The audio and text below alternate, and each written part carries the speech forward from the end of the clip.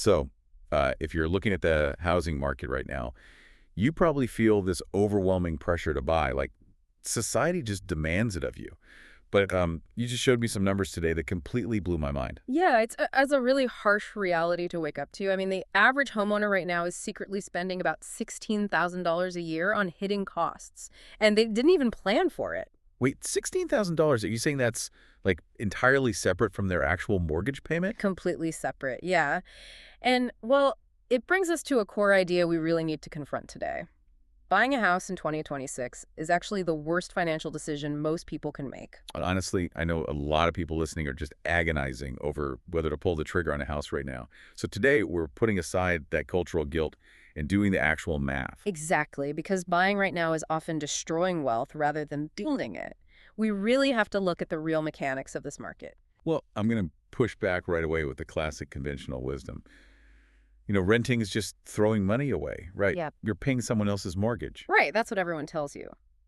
But paying massive amounts of mortgage interest and unexpected hidden costs is also throwing money away. Oh, so you're just throwing it at a bank instead of a landlord. Exactly. You Yeah. get zero return on that money either way.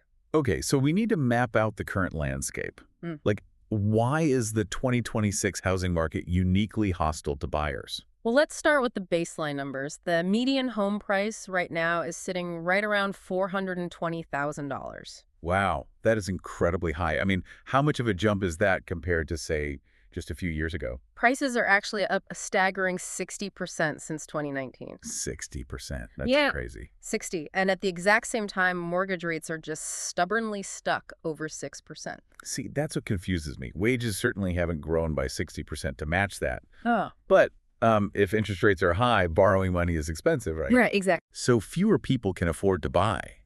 Shouldn't prices naturally fall down to meet that lower demand? You'd absolutely think so. I mean, it seems like basic supply and demand. Yeah, like Economics 101. But the normal rules are totally broken right now because of something called the lock-in effect. The lock-in effect. Okay, break that down for me in plain English. How does that freeze the market? So think about the millions of people who bought or refinanced homes just a few years ago. Almost half of all current homeowners have old mortgages with interest rates under 4%. Okay, so they locked in incredibly cheap money. Exactly. And why would they give that up? Right. But why does their cheap loan cause a problem for a new buyer today? Because, well, those homeowners absolutely refuse to sell. I mean, they might want a bigger house, but they don't want to trade their 3% loan for a 6.5% loan. Oh, I get it now. It's like a giant game of musical chairs. Yeah. But the music stopped and nobody will stand up from their seat. That's a brilliant way to picture it. Yeah, nobody's standing up. So there are virtually no existing houses coming onto the market for sale. Which means the few desperate people trying to play the game have to fight over total scraps. Precisely. You have this tiny trickle of homes available, and buyers are just bidding against each other for them. Right, which keeps the purchase prices artificially high. Yep. You're penalized on both ends of the deal. So a new buyer in 2026 gets hit twice. You pay a massively inflated price, and you pay double the interest rate of the person who lived there before you. It's brutal. But honestly, the purchase price is only the beginning of the trap. Yeah, let's loop back to that shocking $16,000 figure you mentioned at the start. Where exactly is all this extra cash bleeding out? We call this the silent inflation of homeownership. So let's slice up that $16,000. Okay, hit me. About $3,000 of it goes straight to property taxes. $3,000 a year just for the privilege of the government letting you keep your house. Yeah, and that's just the average. Then you have roughly $2,000 for homeowners insurance. Okay, so we're at $5,000. Right. And the massive one is nearly $11,000 a year just for basic maintenance and repairs. Wait, $11,000? I know labor and materials are expensive right now, but that feels huge. Yeah. Are we talking about major renovations here? Not at all. That's just keeping the house functional. You know, fixing a leaking roof, replacing a dead water heater, or calling a plumber when a pipe bursts. Just the stuff that breaks. Exactly. And what happens when you factor in basic survival stuff like water, trash, electricity, heating? I don't even want to know. If you add utilities into the budget, that hidden cost jumps to over $21,000 a year. It is a relentless drain on your cash flow. That is insane. I want to dig into the insurance piece of that pie, though. You mentioned $2,000 for insurance, but I hear horror stories about premiums just skyrocketing lately. Oh, it's a full-blown crisis in many regions. Nationwide, homeowner insurance premiums are actually up 48% since 2020. Almost 50% in just a few years. How can any normal family budget for a wild swing like that? They really can't, and the system is cracking under the pressure. I mean, in just one state recently, 14 different insurance companies completely ran out of money over 3 years. Wait, major insurance companies just went totally bankrupt. How does an insurance company run out of money? Well, they couldn't legally raise their prices fast enough to cover the actual costs of natural disasters and storm damages, so they just collapsed. That is terrifying. So the surviving insurance companies have to hike their prices even higher just to stay alive. Right, and the homeowner eats the cost. Every time. Wow. This is the real danger of silent inflation. You buy a house thinking your monthly housing payment is locked in safely for 30 years. Right, you think, okay, my mortgage is fixed, I'm safe. But the mortgage is only half the story. The taxes and insurance can keep climbing forever. And they will keep climbing. They absolutely will. If you buy right now, you need to mentally budget over $1,300 a month above your mortgage just to keep the house standing. Over $1,000 extra every single month. And I'm guessing none of that extra money builds any equity, right? Not a single penny of it. It just vanishes. I mean, it pays for services and repairs, but it doesn't add any real value to your investment. Which brings up the biggest defense people always have for buying.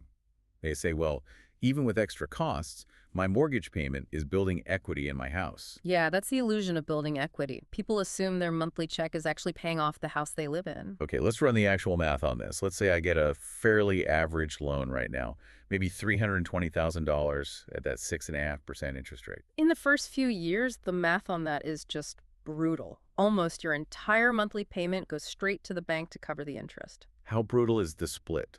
Like if I write a check for my mortgage, what's the actual breakdown? Well, your total payment is going to be around $2,000. Roughly $1,733 of that goes purely to the bank as interest profit. Wait, what? Yeah, only about $350 actually pays off your debt. You have to be joking.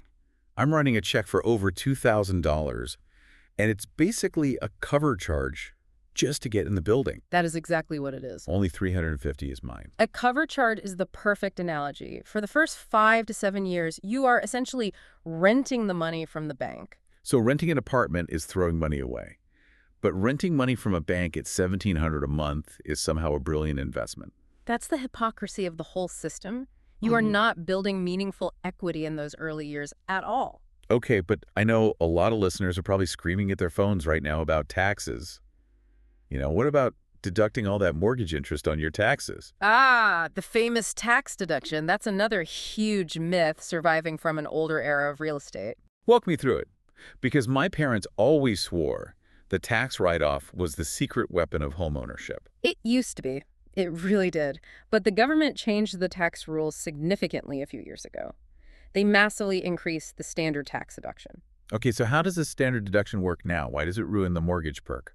Well, when you do your taxes, you either take the standard automatic deduction or you list out your specific deductions like mortgage interest. You pick one or the other. Right, so you have to choose whichever number is bigger to save the most money. Exactly. And right now, the standard automatic deduction for a married couple is nearly $30,000. Okay, let me do the math from our example then. I'm paying $1,733 a month in interest.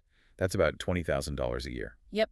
Your $20,000 of mortgage interest is much lower than the $30,000 the government just gives you automatically. So the mortgage deduction does absolute nothing for me. Nothing at all. I would get the exact same $30,000 tax break even if I was just renting an apartment. You're catching on. For the average buyer today, the buy for the tax break argument is completely dead.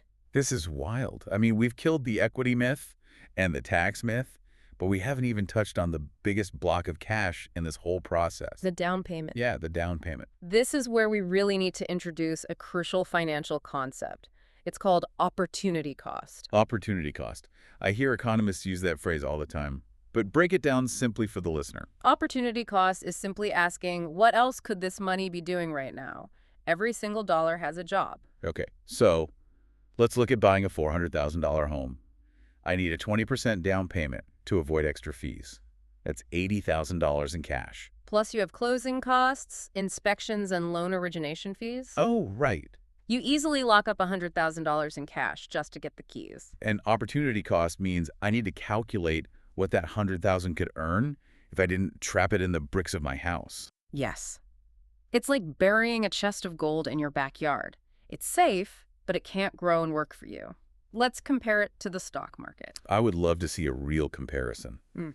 Do we have historical numbers for how stocks perform versus real estate? We absolutely do. Historically, the broader stock market returns about 10 to 11% a year over the long term, thanks to compound growth. Okay, so take a real 10-year span. What happens to a chunk of cash in the stock market versus a house? So in a recent 10-year study, someone took $71,000 and invested it in an index fund. A decade later, it grew to nearly $300,000. Wow, that is explosive growth. It basically quadrupled in 10 years. Did the person who put 71,000 into a house see that kind of return? Not even close. I mean, even when you generously factor in the money the homeowner saved by not paying rent, the stock market won by a massive landslide. So if a renter is disciplined and takes their savings and invests it in the market, they aren't falling behind at all. They're actually pulling ahead. Renters who invest the difference consistently can build significantly more liquid wealth than a homeowner. All right, I hear the stock market math, but I have to play devil's advocate here and argue for leverage. Go for it. Because real estate leverage feels like a superpower. It definitely feels like a superpower when housing prices are climbing up every single month. Right. With a house, I control a massive $400,000 asset using only $40,000 of my own cash. You can't safely borrow $360,000 to buy stocks. That's very true. You get to keep the appreciation on the entire $400,000 house. But here is the massive warning sign. What's the catch with leverage? Leverage works in reverse, too. Oh. Yeah, it amplifies your losses just as aggressively as it amplifies your gains. Give me a scary example of that. How does reverse leverage actually hurt me? Let's say you put $40,000 down. If the local housing market drops by just 10%, your house loses $40,000 in overall value. Oh, wow. So my house is only down 10%, but my actual cash investment is wiped out 100%. The entire down payment just evaporated. It's completely gone. And you still owe the bank the full loan amount. This is what we call being underwater on a mortgage. But wait, people always say real estate always goes up. Are housing prices actually dropping anywhere right now? They absolutely are. It's not making national headlines everywhere, but certain regional markets are taking a serious hit right now. Really? Where are we seeing prices actually fall? Because I assumed the shortage of homes kept prices high everywhere. You need to look at specific Sunbelt cities. During the pandemic, builders flooded those areas with massive new construction projects to meet all the demand. Oh, so they built too many houses, and now the supply is finally outpacing the local demand. Exactly. And now, some of those cities are seeing property values drop by 6 to 12% in a very short period. 12%. If you bought a home there recently with a small down payment, you are completely trapped. You are. I mean, if you need to move for a new job, you can't sell the house without bringing your own cash to the closing table just to pay off the bank. This whole conversation just highlights a really uncomfortable truth. People aren't actually doing this math before they buy, are they?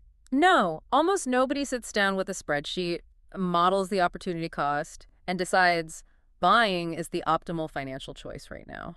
They're buying an emotional feeling. Exactly. They want the status of being homeowner. They have this nesting instinct to, like, paint walls and adopt a dog. It's deeply psychological. There's also an intense fear of missing out. Society constantly whispers that if you don't buy today, you'll be locked out forever. It's a culturally enforced emotional trap. We just convince ourselves it's a smart financial move just to justify what our heart wants. And falling into that emotional trap leads to very real daily pain. Over half of all homeowners today actually admit they are financially stressed. Over half. So the majority of people living the so-called American dream are actually losing sleep over money every single month. Yes, they're spending a larger share of their monthly income on housing costs than any generation before them. They are completely house poor. Well, if they're pouring all their cash into the house, they have nothing left over to save for retirement or even, take a family vacation. Exactly. The house eats everything. So we really have to separate the emotion from the, cold, hard math. Okay, I want to be practical here. Are we saying renting is the only valid choice forever? Is buying a house always a bad idea? No, buying a house isn't inherently wrong. It can be great. But in this specific 2026 market, you should only buy if you pass three very strict rules. Okay, I love a clear framework. Let's walk through this checklist. What is rule number one for a buyer today? Rule number one, you need to be absolutely certain you will stay in that exact same house for at least 7 years. 7 years feels like a long commitment. Is that timeline just to survive the heavy interest payments we talked about earlier? It's the interest plus the massive friction costs of real estate. I mean, when you eventually sell, you'll pay about 6% just a real estate agent. Right.